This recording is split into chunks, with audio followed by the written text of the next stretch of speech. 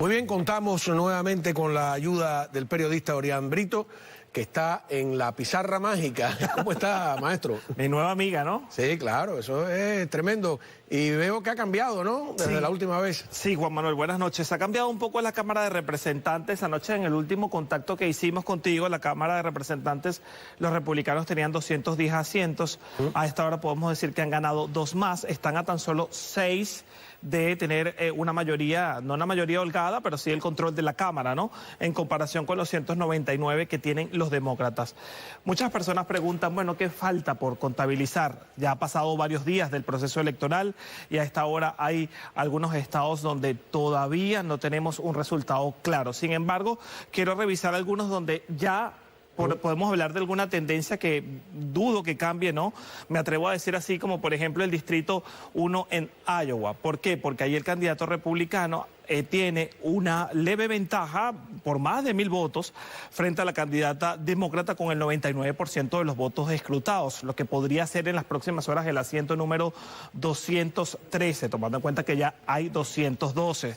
Hay un caso particular en California, no sé si también tiene que ver relación un poco con los incendios que han ocurrido en zonas rurales de California, que también de una u otra forma mantiene una emergencia allí, porque hay varios distritos, Juan Manuel, en California que todavía no tienen resultado. Por ejemplo, el Distrito 13 solo han contabilizado el 61% de los votos y allí el candidato republicano tiene una ventaja con el 51.4% frente a 48.6%. Sobre todo hablo de California porque es donde veo el mayor número de distritos no pintados definidos, ¿no? Claro. No, y también es que es curioso, ¿no? Porque uno imaginaría California totalmente azul.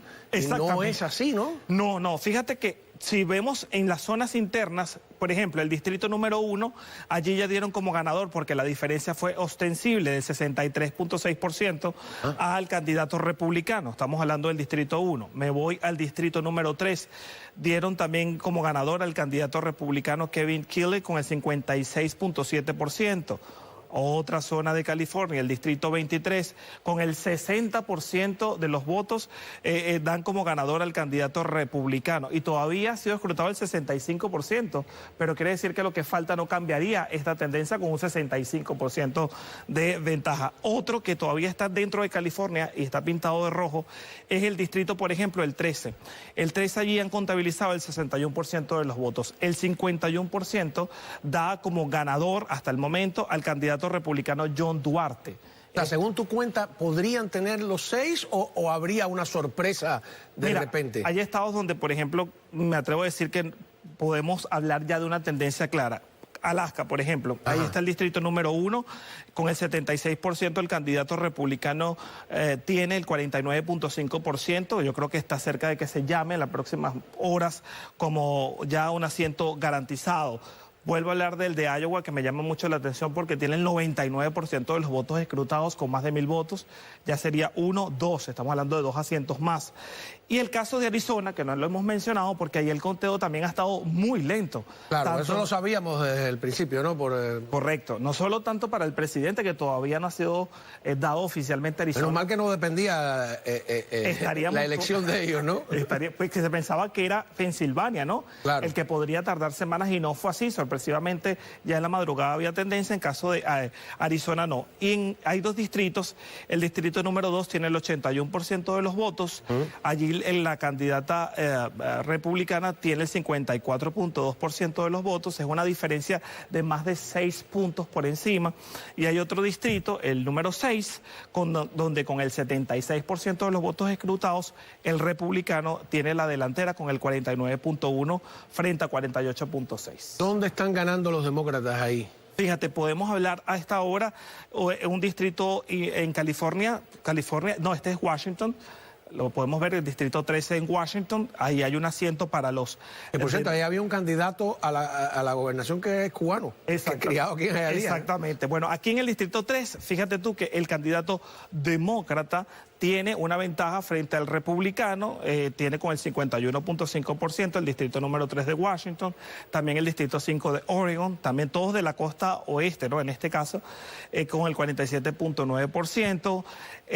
Ahí hay otros distritos también en California, muy chiquiticos en el mapa, pero que también siguen contabilizando los votos. El distrito 9, por ejemplo, 56% ha sido contabilizado hasta esta hora y ahí el candidato demócrata tiene una ventaja del 50.7%. Tremendo. Y es verdad que, por ejemplo, en bastiones, bueno, lo de Nevada es tremendo, ¿no? Como decía al principio, pero como en New York, donde si te vas a los detalles, ganaron más republicanos después vamos a ver incluso algún pequeño pueblito que era súper demócrata y que votó por Trump y los pobladores están tratando de explicar por qué, pero... Y ciertamente hay zonas donde se ve un crecimiento exponencial en comparación con el año 2020 de la votación republicana. Y el caso de Nevada es muy particular porque en el 2020, tú lo decías en la introducción, lo ganó primero Joe Biden y a mí me dio mucha curiosidad esa presencia del presidente electo ya Donald Trump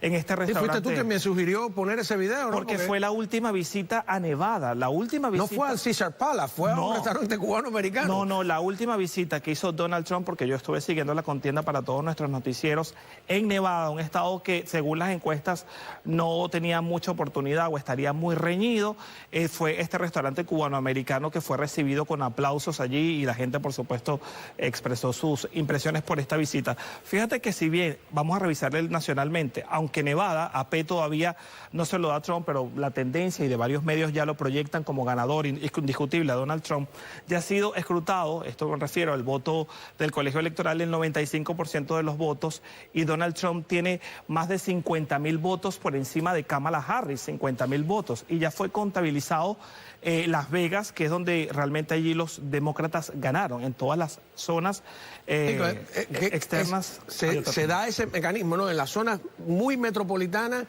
dominan los demócratas. Y sin embargo, se puede hablar de un incremento en la votación republicana. Si bien ganaron los demócratas y los números así lo confirman, hay una tendencia de que no está tan sólido, vamos a decirlo así, que las opiniones han cambiado. Hay un condado en Texas particularmente, Starr se llama, está en la zona fronteriza, donde ayer pude revisar cómo la gente decía, sí, siempre hemos votado demócrata y no ganaba un candidato republicano desde hace muchos años, pero la crisis en la frontera, decía la gente, los ha llevado ahora a cambiar su voto.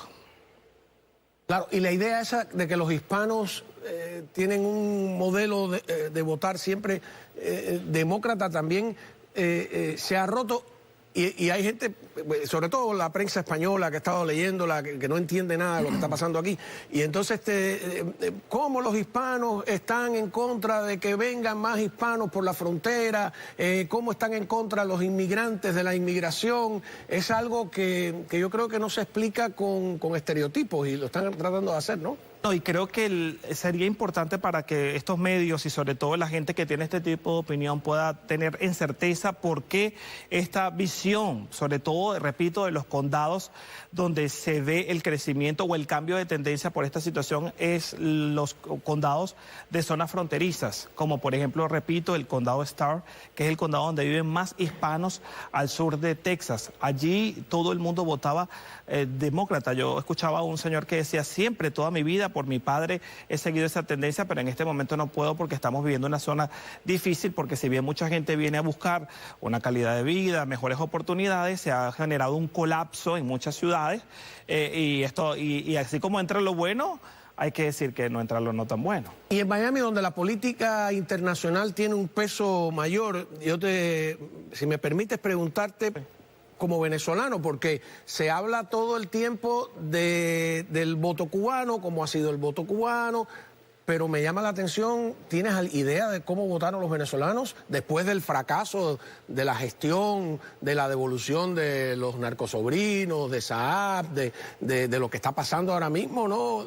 Con las elecciones en Venezuela? Y sobre todo tomando en cuenta las dos administraciones y la crisis en Venezuela. A Trump le tocó el caso del gobierno interino de Guaidó y una presión internacional que a conclusiones no llegó al cambio de gobierno. Y la administración Biden le ha tocado ahora esta elección con María Corina Corina Machado promoviendo lo que era el acuerdo de Barbados para que se respetara y se hiciera un proceso transparente. Se robaron la elección, no lo digo yo, las actas lo demuestran que ganó la oposición y no ha ocurrido absolutamente nada. Sin embargo, te puedo decir que hay ciudades, conozco venezolanos tanto aquí en Florida como en Pensilvania, que trabajaron increíblemente para la campaña de Harris. Sin embargo, yo te puedo decir que el voto en su mayoría, mi percepción es que es muy dividido. Es decir, yo me atrevería a decir que es 55 a 45, no es... ¿55 quién? ¿Republicanos o demócratas? 55% republicanos, porque claro, también hay una cosa que muchos explican y con quienes he conversado, que la situación económica ha sido un factor fundamental más allá de lo que pasa en Venezuela, ¿no? La prioridad de lo que viven aquí. Y hay otros que, bueno, quizás se afincan por otras... ¿Tú dirías que no es tan militante el exilio cubano, venezolano en ese sentido como el cubano? Creo, no. Yo creo que es distinto, creo que es un poco más diverso, pero sí creo que tienen su prioridad, primero la situación económica que vive, sobre todo muchas personas que están recién llegadas o que tienen poco tiempo aquí, les ha costado estabilizarse, comprar una vivienda, porque sí les he consultado mucho, bueno, ¿qué te motiva? Interesante, ¿no? Sí. Y por otro lado, bueno, Venezuela que... claro, por porque a los nicaragüenses, que tengo grandes amigos nicaragüenses que he preguntado, sí se parece bastante el voto al voto cubano. No, pero ellos tuvieron otra experiencia. Claro. Tienen una dictadura feroz ahí, carnívora completamente. Bueno, la Venezuela se escapaba mucho. Porque no vamos a competir en qué dictador es peor porque no se sabe cuál es peor. No hay una menos mala. Realmente es terrible, todas son terribles. Muchísimas gracias, Orián, de verdad. Un gusto siempre tenerte por acá. Vamos a una pausa.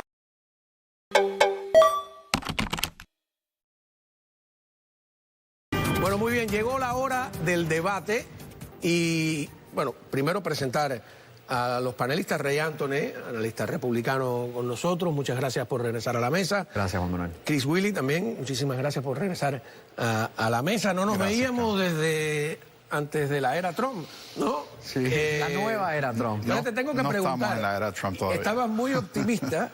Sí. ¿Te sorprendió el resultado? Completamente sorprendido y triste. Ahora, agradecido entrando en este fin de semana donde vamos a estar celebrando los veteranos el lunes en el Veterans Day, pero a la misma vez bien triste que esos veteranos que estuvieron dispuestos para dar su vida por nuestro país, ahora estamos a 73 días donde ellos van a ver por primera vez un dictador servir como presidente de los Estados Unidos.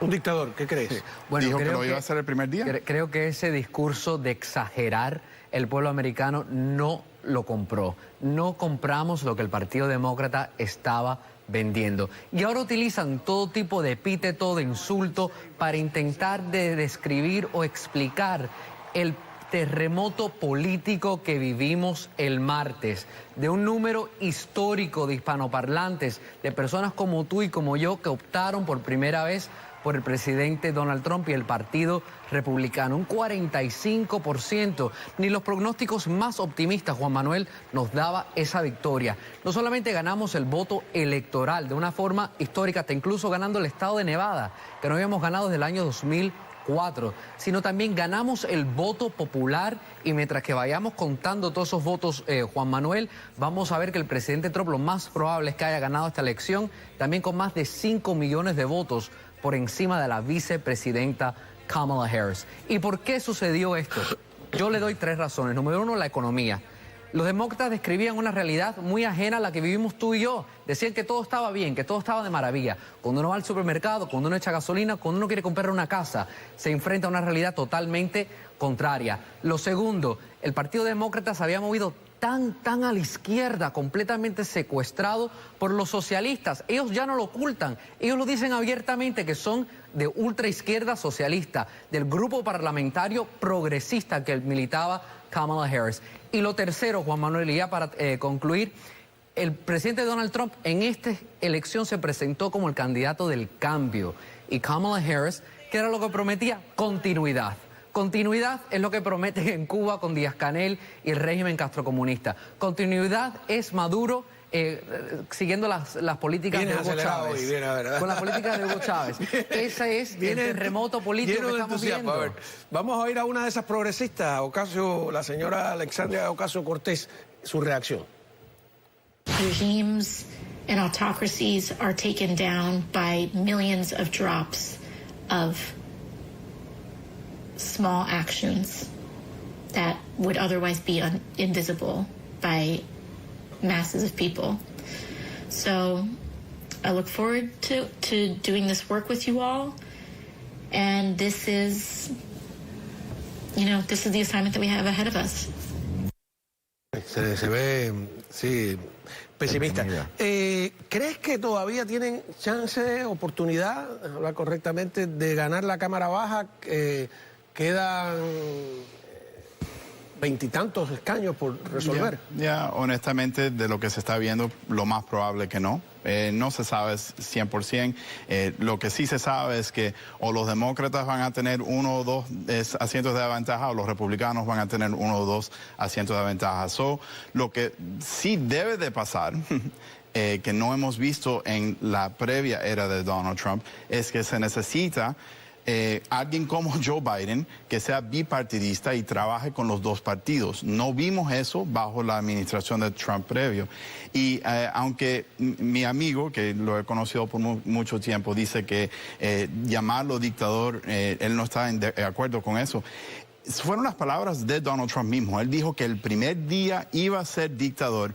Y lo que yo urjo, espero que Ray Anthony y todos los que votaron por él, que se unan a nosotros y digan que el momento que él indique y tome acciones como dictador de este país, que se unan a nosotros a denunciar eso, right? Si vemos que él decide a poner a sus contrincantes políticos frente a tribunales militares, si vemos que él trata de utilizar las fuerzas militares contra nuestro país, si vemos que en 4 años él decide que va a ir en contra de la Constitución y va a tratar de seguir de controlar, tener poder en nuestro país. Espero. ¿Y si ves lo contrario, qué haces? Si veo el contrario, entonces yo voy a decir que gracias a Dios, él no hizo lo que él prometió de ser dictador. Que bueno, gracias a Dios... Exactamente, dijo, me gustaría ser un primer día dictador, sabiendo que no lo podía hacer por el tema de la frontera. Fue una frase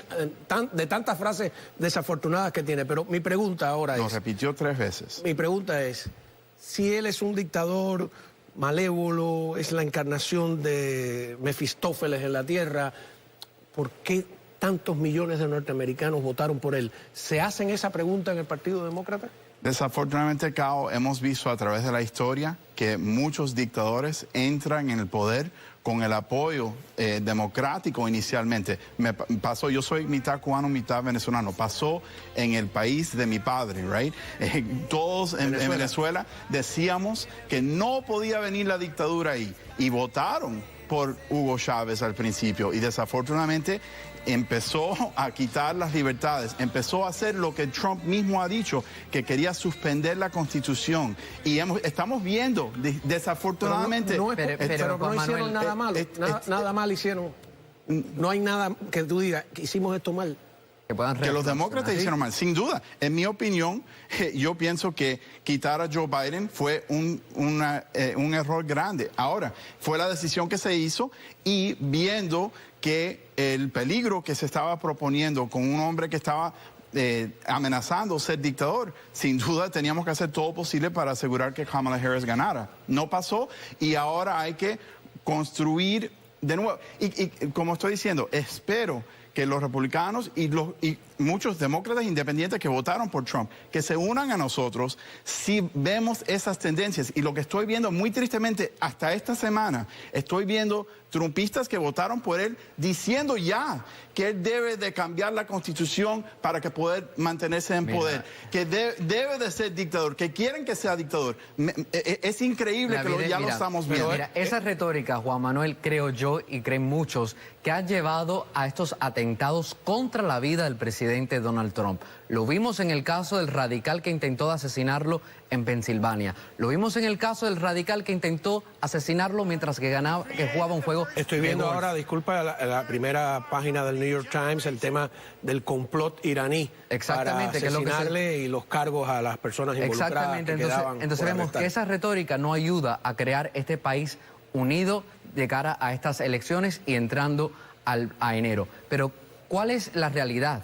La mejor encuesta de todo esto fue el día del martes, donde el pueblo americano le ha dado un mandato al presidente Trump. Cambiar la Constitución no es nada fácil, señores. Necesita las 2/3 partes de los estados y las 2/3 partes del Congreso para aprobar un cambio constitucional. Esto no se hace a través de un plumazo. Esto no es una república bananera, ni mucho menos. Así que hay que confiar en ese mandato que le ha dado el pueblo americano de reducir los precios y cumplir con el mandato que le hemos entregado y al Congreso y al Senado para actuar de una manera contundente, sobre todo en contra de las dictaduras en Cuba, Venezuela y Nicaragua. Vemos en la crisis ahora, el 10 de enero, veremos lo que sucede. Yo pienso y opino que los que están asesorando al presidente Donald Trump lo estén asesorando con una mano dura en contra de estas dictaduras. Vamos a ver un pueblo de Carolina del Norte donde siempre se votó demócrata y entonces esta vez votaron por Trump y uno de sus residentes trata de explicarlo. Adelante. Very surprised because we are predominantly a Democratic county and always have been, and it really surprised me that it did flip this year all the way across the board. Most of the locals were Democrat, but national elections they went mostly Republican. I don't agree with a lot on how he says stuff or maybe what he says, but I do agree with his business handling and the way he runs the country like a business, the way it should be. Manera de explicarlo curioso, no es un pueblo, es un condado, es todo un condado. La idea, a ver, por ejemplo, me atrevería a decir que mi experiencia preguntando, es a lo que me dedico, ese plan de infraestructura. Durante la campaña Biden no habló del plan de infraestructura. Sí. Se lo sacó de abajo de la manga después de haber gastado el gobierno tanto en la pandemia y después creó un segundo plan de infraestructura social. Oye, se lo advirtieron, le dijeron, si pones tanto circulante vas a crear inflación. A lo mejor es a eso a lo que se refiere, pienso yo, cuando habla de administrar los negocios, etcétera. Vamos a ir con la discusión. Tengo que irme a una pausa. Okay. Porque necesitamos también, es un negocio igual, ¿no? Sí. Seguimos con la discusión y voy a hacer un juego políticamente perverso. ¿Qué le recomendarías a Trump? Pero antes nos vamos a la joyería de William Díaz.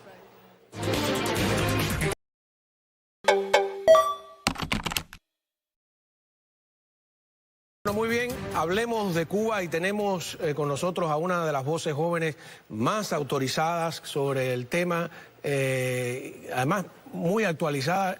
La escucho los jueves en el programa de Ninosca Pérez Castellón, quien amablemente me dio el contacto, así que gracias a ti, gracias a Ninosca, ¿no? Y quería empezar un poco con la visión general que tienes tú como joven de lo que está sucediendo ahora mismo. Bueno, no he dicho tu nombre, Sabrina Hernández, ¿no? Muchas gracias, Cao. Te admiro muchísimo y de verdad es un placer que me hayas invitado y sobre todo siempre el agradecimiento a Nino, que todo lo que puedo hacer en los medios, ella, a quien se lo debo agradecer. ¿Cómo no?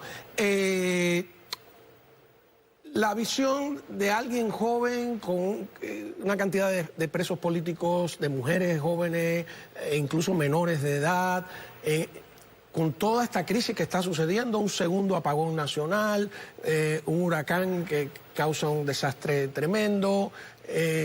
Una idea general primero. Mira, la juventud obviamente está descontenta y el que ha podido por los medios salir del país buscó esa vía como escape, pero el que no tiene la vía para hacerlo, la dictadura primeramente es quien ha provocado todo esto de un cierto modo, porque con el colapso energético, la falta de abastecimiento y el no ponerse de acuerdo en cómo iban a manejar el país, han buscado también el incentivo a la crisis. Y al tú no ver escapatoria, porque cuando no tienes alimentos, no tienes asistencia médica, no tienes absolutamente nada de las necesidades básicas que como ser humano mereces, vas a protestar y vas a manifestarte sin importarte nada, porque el miedo se te va junto con todas las pérdidas de las que careces. Entonces, eso es lo que ha pasado con la juventud. El que no pudo escapar, o hay una parte también muy valiente, a la cual admiro muchísimo, que no buscó la escapatoria como vía, aún teniendo la forma de hacerlo, sino de luchar por su propia libertad. Y quizás nutriéndonos de testimonios de personas que se pudieron visibilizar más con esta era del internet y saber que existían personas que por muchos años estaban luchando por la libertad de Cuba desde sus pequeños sectores, como era UNPACO, como era diferentes movimientos, como Cuba Primero en su tiempo, y crearon esa iniciativa de vamos a unirnos como cubanos y vamos a manifestarnos sin importar qué suceda. La música en su género también hizo que el 11 de julio del 2021 los jóvenes incentivados hicieran historia, y yo creo que sí, en parte hasta la misma dictadura tiene culpa de este cambio que está en su punto de quiebre, porque yo creo que va a dar el traste con el fin de la dictadura muy pronto. A ver, vamos a Díaz-Canel ciclonero, disfrazado de Fidel Castro, y ahora, ¿qué fue lo que tiró? Otra amenaza, ¿no? Sí, él dijo que los odiadores ya habían activado la red de que, bueno, salieran las personas a protestar. A ver. Sobre todo ahora mucha información de cómo nos vamos recuperando, de qué pasó en la realidad, y ir rompiendo una campaña enemiga de los odiadores que ya pusieron en marcha, que es que Cuba está colapsado. Aquí no hay nadie colapsado, aquí lo que estamos es de pie combatiendo. De pie combatiendo. Ya resolvimos en una primera etapa la desconexión que se produjo del sistema electroenergético nacional y ya tenemos organizada toda la fase recuperativa de esto.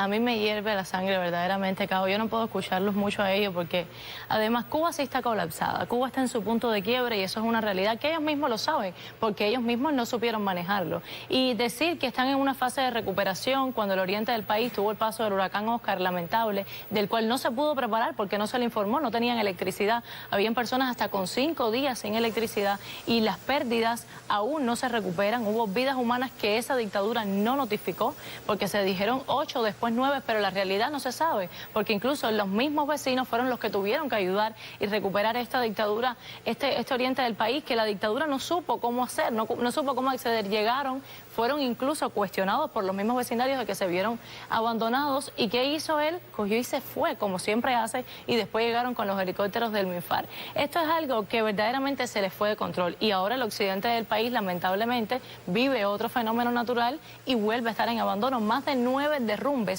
Pero estos derrumbes, ¿por qué? Porque la dictadura no ha reconstruido absolutamente nada. Es un país que está en ruina y sí está colapsado. No, y anteriormente había dicho que el peso de la ley iba a caer sobre aquel que saliera a protestar.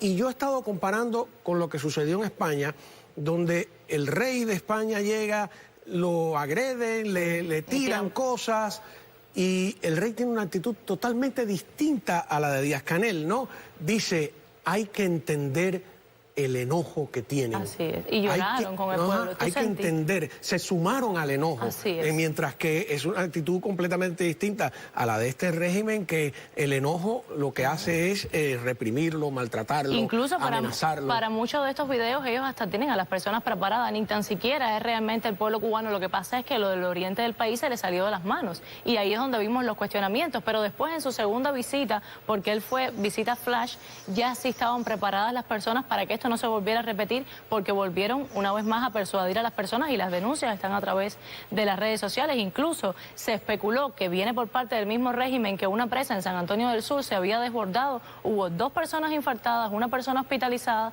por el miedo y el pánico de que una presa se desborde, y sabemos que la dictadura no va a actuar porque no le interesa al pueblo. Y después ellos mismos salieron diciendo que iban a buscar el causante del falso rumor, y las personas ya estaban hospitalizadas, ya su salud, que no hay atención médica, estaba en peligro.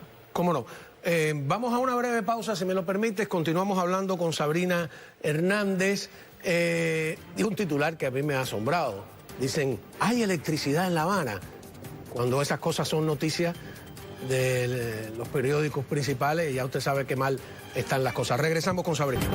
Muy bien, continuamos aquí hablando con Sabrina Hernández, joven periodista. Por ahí tenía un demo tuyo de todos los trabajos que has hecho en distintos lados, ¿no? Quizás para quien no te conozca, a pesar de tu juventud tienes una larga experiencia, ¿no? Y además conoces, como digo, la actualidad de Cuba, ¿no? Porque uno se va desfasando con el tiempo. Y además que cansa, ¿no? Ya son agotadores estos 65 señores. Años. Ahí tenemos una imagen donde abuchean a unos funcionarios, creo que es en Santa Clara. Así es. Veamos. ¡Eso es política! Pueden seguir cantando y pueden seguir tomando cartera. Lo que yo le tengo que decir.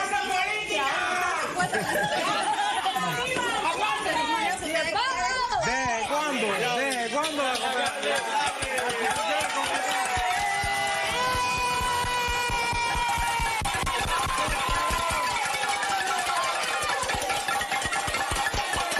Ellos tienen que estar conscientes de que tienen una caldera ahí que la mantienen subiéndole más la presión todavía, yo creo. La verdad, yo creo que el pueblo se ha llenado de mucha valentía y como te comentaba en el segmento anterior, el descontento es tan grande, la miseria en la que está sumergida el pueblo es tan grande que en el video no se escucha una parte en la que la señora le está diciendo, ustedes pueden pelear, pero nosotros, y no lo dejan hablar, automáticamente las personas le dicen, tengo hambre, no tengo comida, no tengo electricidad, hay que vivir 5 días sin electricidad. Cuando yo salí de Cuba, los fallos en el sistema eléctrico eran 8 o 6 horas y era desesperante. No puedo imaginar lo que es 3 días sin poder tener electricidad, que la poca comida que puedes conseguir se te echa a perder en el frío.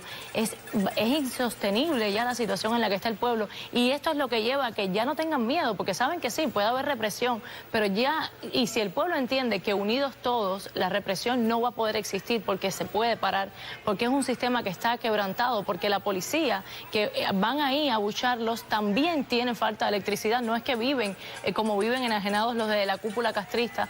El día que se entienda eso y estos mismos policías y militares se pongan del lado del pueblo, que al final ellos son parte del pueblo porque no tienen una atención diferenciada, la historia de Cuba va a cambiar y yo tengo el presentimiento de que ese día está muy cerca. A ver, aquí, si entendí bien, uno de los invitados anteriores dijo que dictadores como Venezuela, yo inferí que como los de Cuba, estaban felices de que Trump llegara al poder. Pero tú tienes por ahí, que yo no había visto el titular... Lo tengo en el teléfono. ¿Lo tienes? ¿Saca el teléfono? Ok. Ah, porque estaba muy abajo. Sí, está muy abajo. Ok. A ver qué dice. Podemos ir buscándolo también, ese titular, yo creo que el problema es que, como muchos saben, pues la dictadura cubana, con diferencia de Maduro, no se había pronunciado con la victoria de Trump, pero el periódico Granma sí lo hizo oficial y dice, Trump y la incertidumbre vuelven a la Casa Blanca. Mucho poder a las manos de un hombre autoritario que habla abiertamente de vengarse de sus adversarios y de socavar el Estado de Derecho. Ahí está. El titular de Granma. O sea, hay que ser muy inocente para no creer, para no tener claro qué preferían en Cuba, por favor, ¿no? Es obvio. Y en Venezuela también, Además, decir que Maduro está feliz por la victoria de Trump. Bueno, se vio. Maduro sí lo hizo ya evidente cuando dijo, vamos a hablar, mira, se le vio el miedo. Cuando decía se fue, era otra historia en el 2021. Tienen miedo, claro que tienen miedo, pero Cuba sobre todo, el no pronunciarse, ninguno de los ministros, es porque saben lo que vienen, porque ya lo vivieron. Vivieron las políticas que hizo Donald Trump y las restricciones que le hizo durante su gobierno, ellos lo saben, eso les apretó el cuello. Y ahora viene más fuerte porque saben que ya no es solo Donald Trump el que está en el poder, porque ellos saben de política americana, sino que también hay senadores y el Congreso en la Casa Blanca que van a hacer que el gobierno sea más asfixiado de lo que fue ya durante la administración Trump. Además que Donald Trump se la puso muy fácil, les dijo las mismas cláusulas que tiene el embargo que ellos mal llaman bloqueo. Libera a tus presos políticos, permite la libertad de expresión, haz elecciones democráticas y automáticamente vas a tener todo lo que quieras. No, pero además esa complicidad, no solo acercamiento temerario o temeraria con Rusia, enviando mercenarios, nadie se ha creído el cuento, son mercenarios estatales a la invasión de Ucrania, la complicidad en inteligencia, en propagar toda la mentira sobre el tema que Rusia ha propagado, etcétera, etcétera. Si de repente Estados Unidos y Rusia se entienden con Ucrania, entonces se van a quedar colgados, ¿no? Porque es apostar a una carta que después casi nadie va a querer jugar. Además, el poco peso específico que tienen en la economía mundial, cada día son más insignificantes, cada día, y eso, sí, tienen contactos, tienen influencia política, diplomática, pero sin un respaldo económico, la gente va viendo, son unos tipos que van de mendigo con la mano abierta. Y es lo que está pasando, ya son los limosneros del mundo y se le ha perdido sus aliados principales. A Venezuela lo extirparon, ya no le queda que sacarle. Ahora México lo está haciendo, pero no le va a durar mucho a Claudia Sheinbaum poder hacerlo, porque ya ves cómo la están diciendo, tú le estás dando petróleo a Cuba, pues perfecto, yo te pongo una sanción y esto se tiene que paralizar. China ya es tanta la deuda que tiene Cuba con China que también está decidiendo no hacer más relaciones comerciales. Se le están están cerrando las puertas a esa dictadura limosnera, porque esa es la realidad a la cual yo llamo el Comején de América Latina. Se le están cerrando las puertas porque ya nadie le quiere prestar dinero. Comején funciona si somos de madera. Si nos volvemos de hierro, no pueden morder, ¿eh? Pero bueno, mira, Nicaragua y Venezuela parece que fueron de madera en un tiempo y se han dejado influenciar por esta riqueza, pero bueno, espero que pronto los tres seamos completamente libres. Claro, hay imágenes del huracán de verdad descorazonadoras, tristes. Una de las imágenes, quizás porque el béisbol es símbolo todavía deporte nacional, aunque el fútbol ha crecido mucho, de esa torre cayendo. En Artemisa. Es en Artemisa, ¿no? Sí. Que hoy es una provincia, antes era un municipio. ¿Y el estadio, tú sabes cómo se llama? No recuerdo el nombre. 26 de julio. Ay, verdad. Por eso es que no lo recuerdo. ¿No? Porque yo nada que tenga que ver con ellos lo fijo. Sí, ahí siempre 26. Ay, no, por Dios. Tremendo. Qué daño, qué daño. ¿Qué le recomendarías a Trump sobre Cuba? Yo le recomendaría que la asfixia fuera lo mayor que pueda, porque es la única forma de quebrantar a un enemigo, que no se le ocurra negociar. No creo que lo haga tampoco, pero que no se le ocurra negociar. Con los dictadores no se hace negocio, y eso es algo que tiene que tener bien claro, y que aunque muchos cubanos no lo van a ver bien, el poder cerrarle todas las puertas posibles al régimen, cuando Cuba sea libre, porque esta dictadura se quede sin fuerzas, se lo van a agradecer. Así que todo lo que pueda cerrarle las puertas a ese régimen que tiene a Cuba en la miseria absoluta por 65 años, el pueblo se lo va a agradecer después. Cómo no, bueno, pues muchísimas gracias, Sabrina, por haber estado aquí con nosotros, compartir pues tus ideas, y por supuesto espero que se repita seguro la visita, y a la vuelta